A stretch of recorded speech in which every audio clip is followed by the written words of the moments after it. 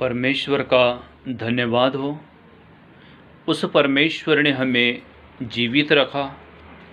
हमें इसलिए जीवित रखा कि उसकी योजना और उसका कुछ उद्देश्य हमारे जीवन के द्वारा पूरा हो।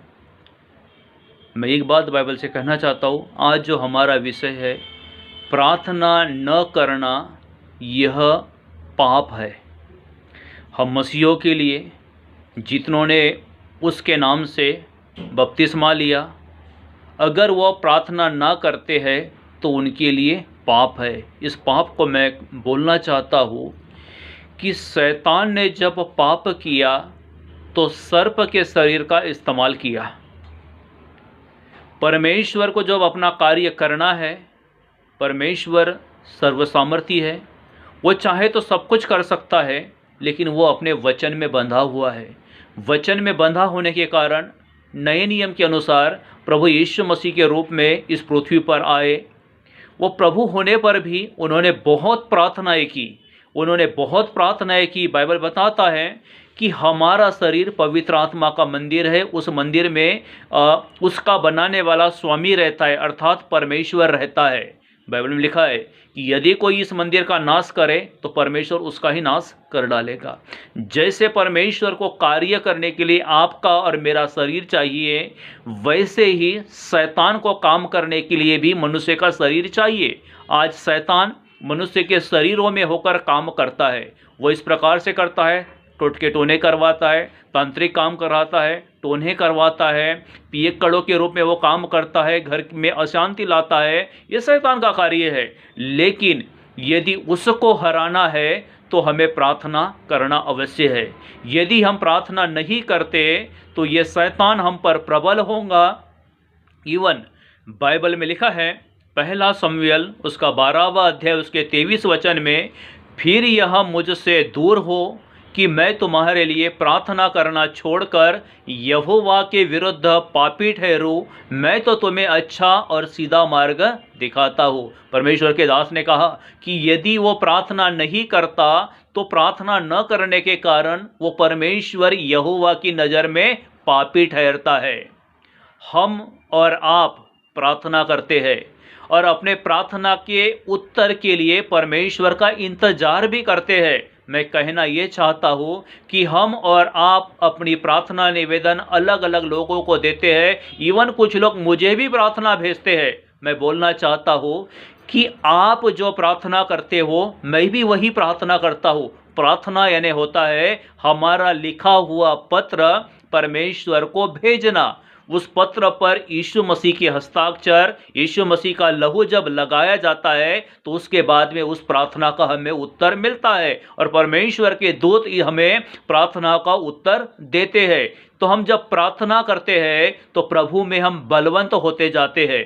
जब हम प्रार्थना करते हैं तो हम सामर्थी बनते हैं और प्रार्थना जब हम करते हैं तो अंधकार पर हम जयवंत होते हैं। जैसे उदाहरण के लिए प्रभु यीशु मसीह जब इस पृथ्वी पर थे, मत्ती रचित सुसमाचार 4 अध्याय उसके 2 वचन के अनुसार, वह 40 दिन और 40 रात निराहार रहा। वो बिना खाए बिना पिए वो 40 दिन और 40 रात रहा, क्योंकि वो परमेश्वर का पुत्र होने के बावजूद भी उन्होंने 40 दिन तक के उपवास के साथ परमेश्वर से प्रार्थना की। क्यों प्रार्थना की? क्योंकि उन्हें सामर्थ्य चाहिए था, उन्हें बल चाहिए था।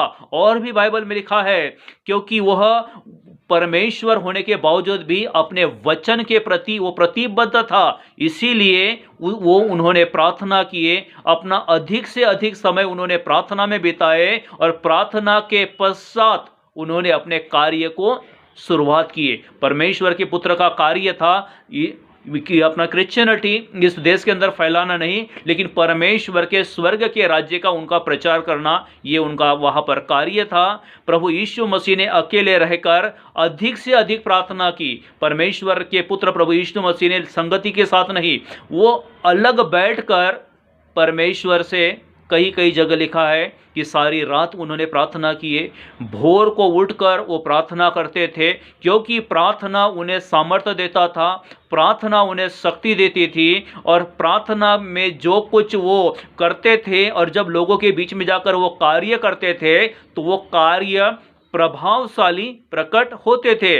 व्यक्तिगत प्रार्थना करना जरूरी है और व्यक्तिगत प्रार्थना में समय को बिताना भी बहुत अवश्य है। बाइबल में लिखा है, मरकुस की पुस्तक 6वां अध्याय उसके 46 वचन में, प्रभु यीशु मसीह अपने चेलों को विदा करके वह पहाड़ पर प्रार्थना करने के लिए गए। क्यों गए? ताकि जिस कार्य के लिए उन्होंने अपने चेलों को भेजा उस कार्य को वो पूरा कर सके और प्रभु उन्हें प्रार्थना का प्रोटेक्शन देते रहे। इसीलिए हमें प्रार्थना करना है, निरंतर प्रार्थना करना है, प्रार्थना में लगे रहना है। और जब हम प्रार्थनाएं करते हैं तो परमेश्वर की हुजूरी से, परमेश्वर की उपस्थिति से हम घिरे रहते हैं और हमारी प्रार्थना हमें बलवंत बनाती है, हमारी प्रार्थना हमें सामर्थी बनाती है और हमारी प्रार्थना का परमेश्वर उत्तर देते हैं। और ये प्रार्थना के द्वारा हम बहुतेरे रीति से, बहुतेरे रूप से आशीषित होते हैं। बाइबल बताती है, लूका की पुस्तक 6वां अध्याय उसके 12 वचन में, उन दिनों में वह पहाड़ पर प्रार्थना करने गया और परमेश्वर से प्रार्थना में सारी रात बिताई। परमेश्वर से प्रार्थना करने में प्रभु यीशु मसीह ने सारी रात बिताई। इवन बाइबल में लिखा हुआ है कि जितनी हम प्रार्थना करते हैं परमेश्वर उतना ही हमारे जीवन में काम करता है। कुछ लोग कहते हैं कि परमेश्वर सब कुछ जानता है, हम थोड़ी प्रार्थना करें। मैं आपको कहना चाहता हूं, आप थोड़ी प्रार्थना करोगे आपको उत्तर थोड़ा मिलेगा। आप अधिक प्रार्थना करोगे, बहुत रीति से प्रार्थना करोगे तो परमेश्वर आपको उस प्रार्थना का प्रति उत्तर देंगे। इसलिए मैं कहना चाहता हूं कि आप निरंतर परमेश्वर से प्रार्थना करें, क्योंकि थोड़ी प्रार्थना थोड़ा आशीष, अधिक प्रार्थना अधिक आशीष। क्योंकि प्रार्थना हमारा अधिकार है और परमेश्वर के वचनों को लेकर जब हम प्रार्थना करते हैं तो अधिकार के साथ परमेश्वर हमें उस प्रार्थना का उत्तर देते हैं, क्योंकि परमेश्वर अपने वचन के प्रति प्रतिबद्ध है। दानियल दिन के 3 पहर प्रार्थना करता था, इसीलिए परमेश्वर का उत्तम आत्मा दानियल के अंदर रहता था। तो निश्चय आप अपना समय मोबाइल, टीवी, कंप्यूटर अगर इनमें न बिताते हुए, व्हाट्सएप, फेसबुक में न बिताते हुए आप परमेश्वर से प्रार्थना करें, अधिक से अधिक प्रार्थना करें, प्रभु के वचनों को लेकर प्रार्थना करें, एकांत में बैठकर प्रार्थना करें, अपने दरवाजे को बंद करके प्रार्थना करें और परमेश्वर आपको आपके प्रार्थना का उत्तर देगा। और वही परमेश्वर शैतानी ताकतों को, शैतानी शक्तियों को, अंधकार को और आपके घरों में कलह लाने वाली आत्मा को, वही परमेश्वर जब आपकी प्रार्थना पावरफुल, आपकी प्रार्थना जब सामर्थी बन जाएंगी तो वही परमेश्वर उन ताकतों को कुचलेंगे और आपकी प्रार्थना के द्वारा ये सब ताकतें नष्ट की जाएंगी। इवन आपके प्रार्थना के द्वारा शैतान के शक्तियों का भी खात्मा किया जाएगा। इसीलिए बाइबल बताती है, परमेश्वर उन खोजियों को ढूंढता है जो उससे प्रार्थना करे, और वो खोजी आप और मैं हूं, क्योंकि परमेश्वर ने हमें प्रार्थना के लिए चुना है। इसीलिए आप प्रार्थना करें, निरंतर प्रार्थना करें, ताकि परमेश्वर की महिमा, बड़ी महिमा आपके जीवन पर प्रकट की जाती है।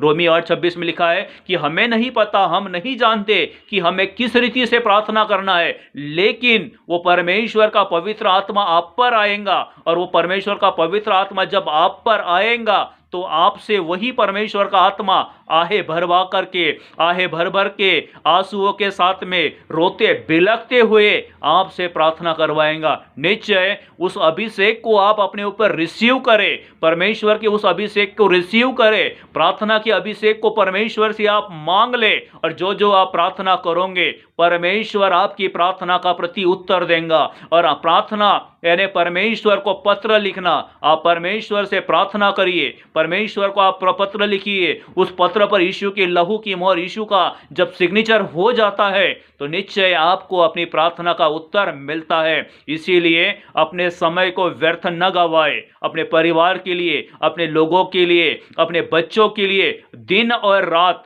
समय समय पर प्रार्थना करें, प्रार्थना में बहुत तेरा समय बिताए। मैं कहना चाहता हूं, प्रार्थना तो करना है लेकिन हमारे पास समय नहीं है। वो परमेश्वर है, उसके लिए आपको समय निकालना पड़ेगा। नींद को नींद के साथ में आपको समझौता करना पड़ेगा, और जब आप प्रार्थना करोगे आप सामर्थी बनोगे, और प्रार्थना के द्वारा आपके घरों में, आपके जीवन में, आपके परिवार में आशीषें आती है। अगर यदि आप प्रार्थना नहीं करोगे तो शैतान को शरीर की आवश्यकता होती है। हवा को फुसला करके उसने पाप करवाया सर्प के अंदर आकर, तो निश्चय वही शैतान आपके भी जीवन में किसी न किसी रूप के द्वारा आपके ऊपर वार करके वो जीवन में आएगा और आपसे पाप करवाएगा। इसीलिए प्रार्थना करें, शैतान को लताड़े, शैतान की शक्तियों का खात्मा करे। इन सबों पर आपको यदि विजयी होना है तो आप परमेश्वर से प्रार्थना करें। प्रभु इस वचन के द्वारा आपको आशीष दे, और आप पर वही परमेश्वर, जिस परमेश्वर की आप भक्ति करते हो, प्रभु यीशु मसीह की आराधना करते हो, परमेश्वर की भक्ति करते हो, पवित्र आत्मा आपकी सहायता करता है, वो त्रिएक परमेश्वर आप पर प्रार्थना का आत्मा उंडेले। परमेश्वर यीशु मसीह के नाम में आप पर प्रार्थना का आत्मा उंडेले, और आप प्रार्थना के द्वारा आशीषित हो। प्रभु इस वचन के द्वारा आपको बहुत आशीष दे। आमीन।